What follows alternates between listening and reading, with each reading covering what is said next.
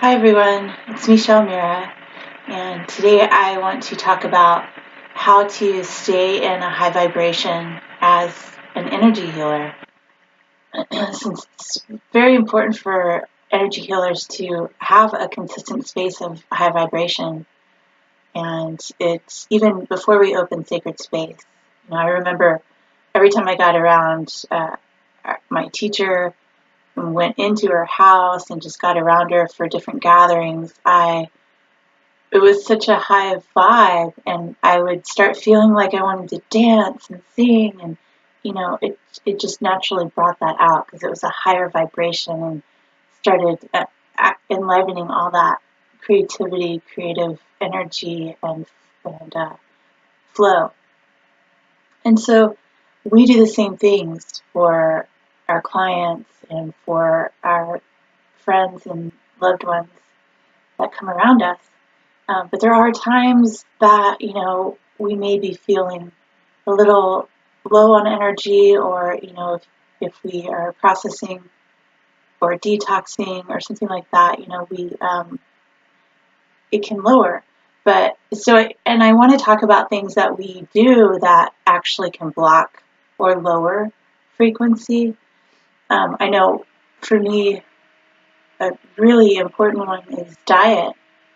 And I find that when I eat a lot of sugar, my vision will get blocked, my frequency will come down, I'll just feel lower overall in energy.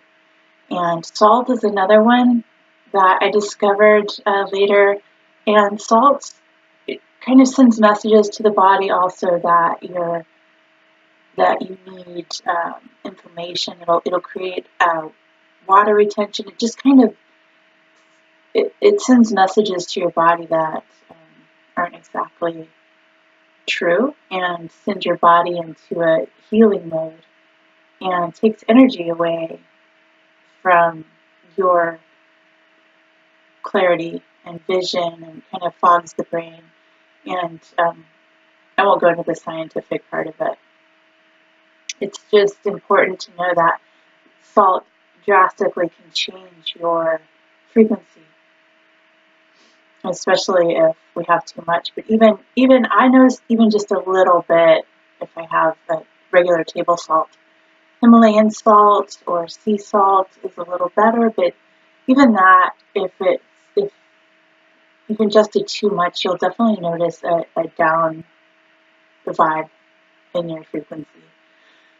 So the other thing that I noticed is consuming red meat or pork has a grounding but a dense energy, so it'll take your vibration and frequency down.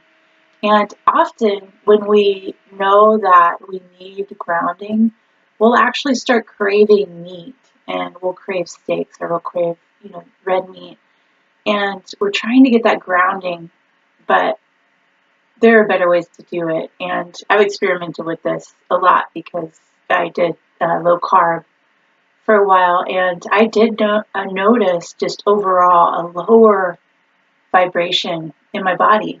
And, I kind of had to raise myself up a lot.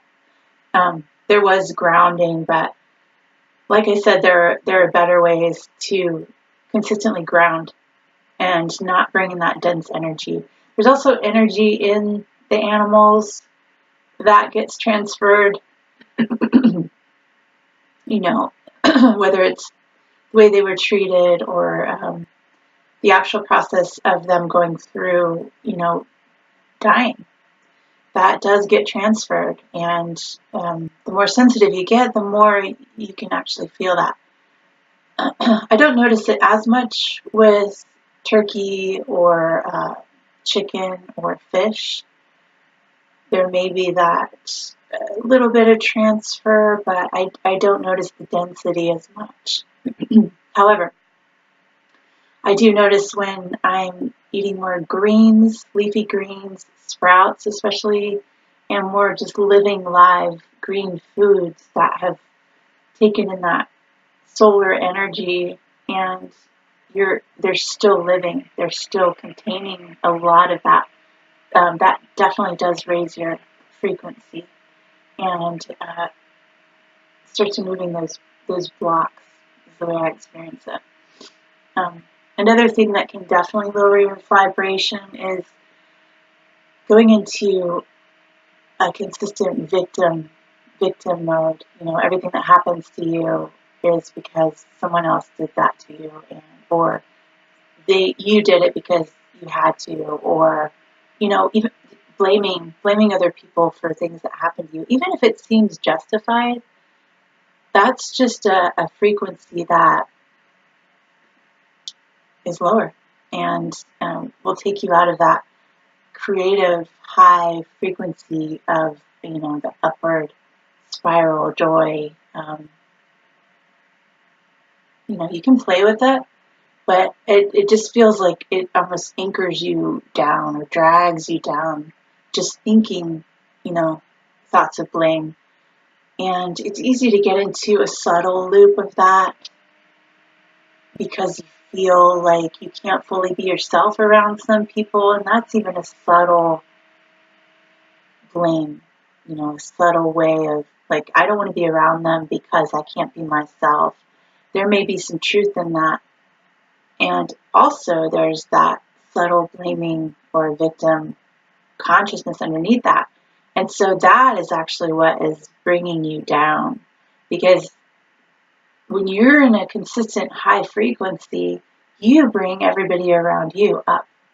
And so having that old story, you just don't need it anymore. And I carried that one around for a long time and didn't realize that I was even doing it. So, that's just something to be aware of when you get around some people and you start feeling drained. Am I going into this blaming? Am I going into this victim place again? And where can I raise my frequency to raise everyone around me? Because that's really our job, to consistently do that. The other thing that I noticed is, as a healer, sometimes it's easy to hear someone talk about what's ailing them or what's hurting them and get into, okay, how can this be healed? Like, I can see they can take supplements or they can do this, and you go into it, especially if it's a debilitating disease. It's easy to get into, how can this be cured? How can this be healed? And how can I help heal? And that's a tricky place that can actually take you out of a high frequency and get in the way of the actual healing. And when we're consistently able to open space and step out of that and get out of that needing to heal or wanting to heal or wanting to change something about their situation, then that is where the healing can actually happen. And we'll notice that we start lightening up. So you can even feel that, when you're in a session or when you're just talking to someone. If you start feeling like something's bringing you down, notice if you're wanting to help them heal. If you've kind of stepped into that rescuer mode, and you'll feel it. And so, just becoming aware of it when you're talking to them, you can step out of that. And it's a matter of accepting the place that they're at, accepting this disease that they have, accepting it, noticing it, looking at it, going, okay, this is how it is. And being okay if it stays that way, and being okay if it even gets worse. But when you step back and you're in that infinite space, you can actually start holding them in a perfected, healed state without trying to heal them. And so you'll be able to feel your vibration and your frequency change, and that can indicate where you're at and where you're coming from. And the lighter and lighter that you start feeling, the more that you know that you've stepped out and stayed out of the way, out of that space. So let's see. another way that I notice that I get out of a high frequency is when I feel like I'm wanting to please someone, and I even we can get caught in, how can I serve this person, or how can I build rapport with this person? How can I connect with this person? And sometimes that can subtly go into pleasing, and you're shifting your state to match theirs, and it's a subtle form of people pleasing. And coming from a restaurant background, serving people all the time and making sure their needs were met was so ingrained in me that I would catch myself doing that in really subtle ways, even just in conversations, like rather than speaking my truth or speaking from where I was coming from, I would kind of get on the bandwagon of what they were talking about. And that's a very subtle way of, I want to please this person so they'll like me, so that we'll have rapport, so that we can connect. And it can be coming from a very pure place. So, if you catch yourself in this subtle people-pleasing mode, it's okay. If you judge yourself for it, then you even lower your frequency more. So really, it's just a way of becoming aware and going, oh, what's my truth in this moment? And how can I just sit back in me while being with this person? Or how can I resonate at a pure space of love while interacting with this person, while engaging? Like, how is the energy flowing between us without it merging or changing my truth, changing my state of being? So it's just a different way that subtly your frequency can come down. And especially with working with clients, you're wanting to connect with them, and there needs to be rapport, and there needs to be a true connection there. And so it's just a subtle, am I merging with them? And is there a place in me that really wants them to like me, to like the session, to like, what I'm saying? Sometimes we might even hold back because we're afraid that they will get upset, and that's, that'll lower our frequency, take them out of the actual healing space. And it's a subtle form of wanting to please them.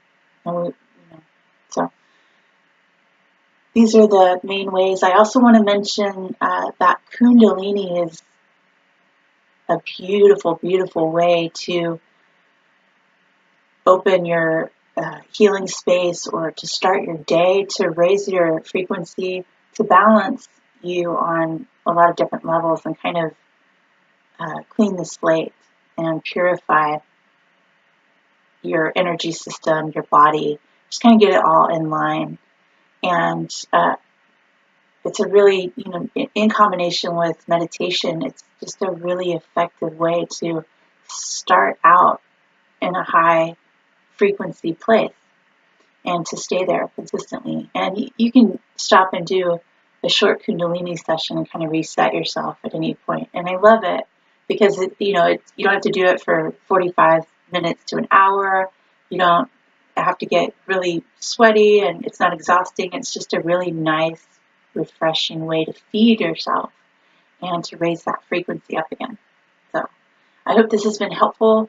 I welcome any comments on experiences that you have in frequency changes and experiences with your clients.